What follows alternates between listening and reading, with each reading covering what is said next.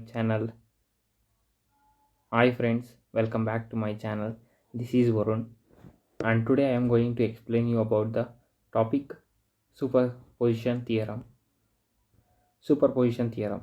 The superposition theorem extends the use of Ohm's law to circuits with multiple sources. Definition: the current through or voltage across an element in a linear bilateral network equal to the algebraic sum of the currents or voltages produced independently by each source.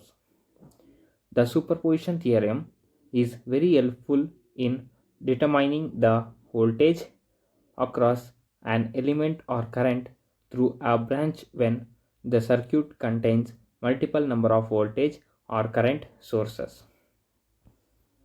The next one is, in order to apply the superposition theorem to a network, certain conditions must be met. The first one is all the components must be linear. For example, the current is proportional to the applied voltage for resistors. Flux linkage is proportional to current in inductors, etc. All the components must be bilateral, meaning that the current is the same amount of for opposite polarities of the source voltage. Passive components may be used. There are components such as resistors, capacitors, and inductors that do not amplify or rectify. Active components may not be used. Active components include transistors, semiconductor, diodes, and electron tubes. Such components are never bilateral and seldom linear. Procedure for applying superposition theorem: circuits containing only independent sources, consider only one source to be active at a time. Remove all the ideal voltage sources by short circuit and all other ideal current sources by open circuit. Voltage source is replaced by a short circuit, current source is replaced by a open circuit. Here there are two diagrams which represents the replaced by a short circuit and replaced by a open circuit.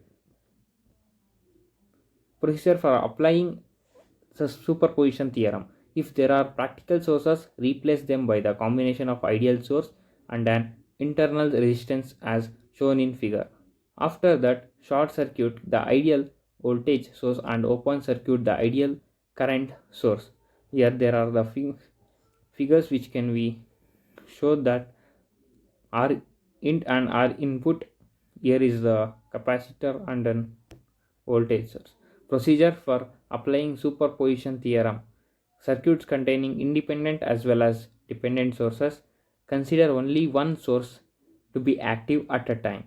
Consider only one source to be active at a time. Remove all the ideal independent voltage sources by short circuit and all other deal independent current source by open circuit. As per the original procedure of superposition theorem, procedure for applying the superposition theorem: dependent voltage source, dependent current source. There are two types which can be divided. We can discuss about the dependent voltage source, a voltage source whose parameters are controlled by voltage current elsewhere in the system. Here there is a voltage dependent voltage source, current dependent voltage source, dependent current source, a current source whose parameters are controlled by voltage current elsewhere in the system. Voltage dependent current source, current dependent voltage source. There are two and there are four types. Example 1: find the current flowing through R. Here there is a resistor and a voltage 1 and voltage 2, short circuiting voltage source V2 and finding the current I1. First we have to find the current I1. Here in example 1 we can find that short circuiting voltage source V1 and finding the current I2. I2 is equal to V2 by R.